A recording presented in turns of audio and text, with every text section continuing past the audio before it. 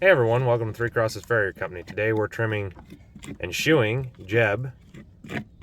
Jeb is a half draft. He stands about 18 hands at the wither and he weighs a little over 1,800 pounds. He wears a size 4, 5 really. He wears a size 4 draft, a size 5 regular shoe.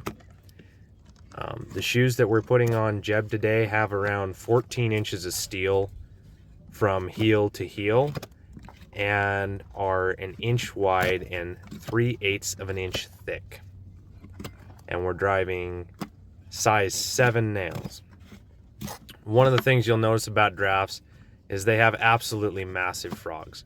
The frog is what helps cushion that foot as they walk and absorbs impact. So if a frog is small on a draft horse, it wouldn't absorb the impact, and that's one of the reasons they're so big.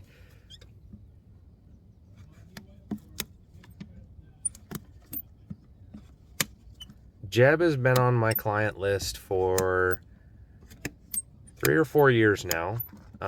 He's a really good horse. He is really kind and is super quiet. It is really easy to shoe him most of the time. Sometimes we have bad days. This particular day he was kind of having a bad day. It's spring. Things haven't been getting out. They've been sitting all winter, and sometimes that means they have a little bit of an attitude. I have tried to hot shoe Jeb and burn a shoe on, because it does make it easier when you have the amount of steel that he does on his shoe. It makes it a lot easier to shoe him when he has. Here you'll notice we're measuring the foot. I'm going to build him a custom set of shoes for the next time. It's 7 and 7, so that's 14 inches of steel plus 1.5 inches.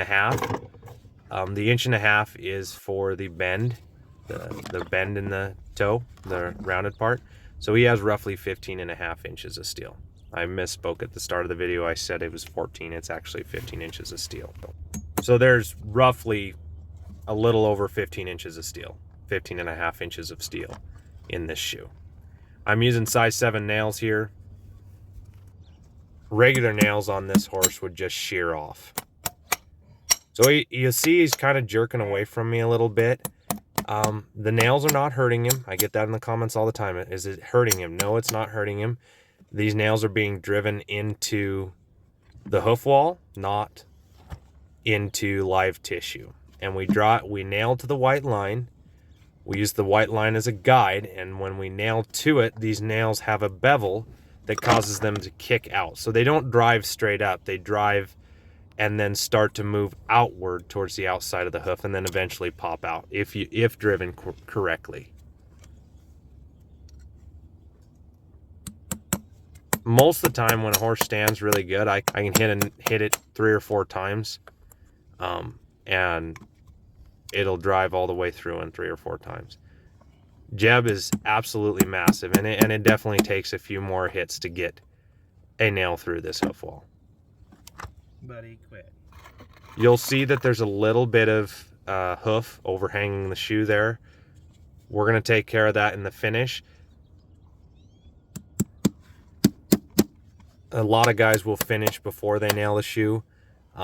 I usually do not do this. I'll finish after I've nailed the shoe on, unless in extreme cases where I have a ton of hoof wall to take off and I just need to find some of those markers. Most of the time I'll get the shoe shaped, nail to the white line, and then finish the foot after I've nailed.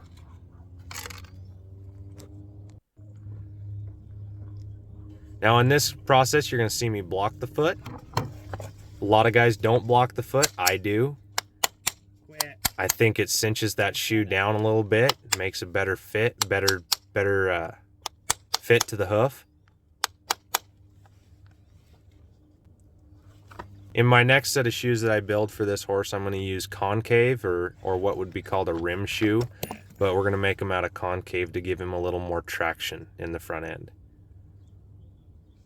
And what I'm doing here is I'm checking the shoe to make sure everything's level, and make sure that the shoe's touching in the heels and that I've loaded it in the proper places. And by loading it, I mean hoof wall touching shoe. A lot of times I will unload the quarters and load the toe and load the heels. So like you'll see there that I nipped that first little bit off, and now I'm going to start finishing it up. The finish work is a lot for looks. It gets rid of flare. It makes the foot symmetrical. It does a lot of things that are good for the foot. But when you're doing good finish work, it just makes that foot look so much better.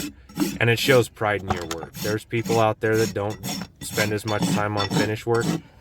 I'm not one of those. I want that foot to look good. I want my clients to think it looks good. And I want to be proud of that shoe. It's a representation of your work, and it goes everywhere.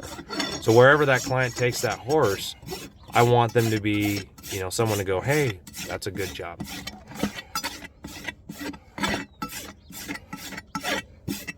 And there are people that don't agree and think I could do better, and I'm sure that I could do better. If you can't do better and you're not learning, you're not doing it properly. But it is super important that you do the best that you can every time. Every set of shoes you put on a horse should be a better set of shoes than the last set of shoes you put on it.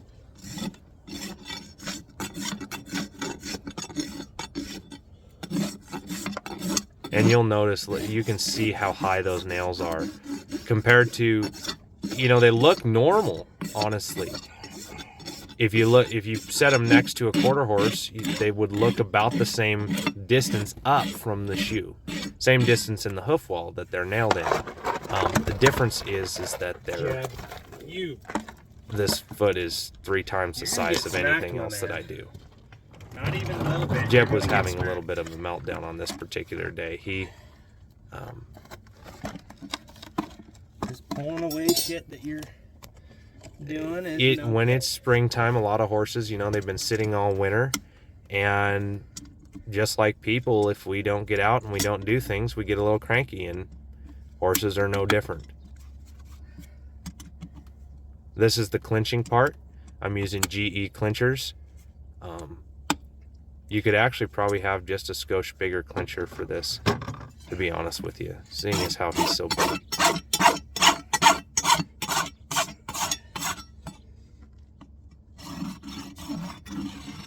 You'll see that there's a little bit of a grind around the outside of that shoe. That just adds, again, it's a cosmetic and just makes that shoe look so much nicer.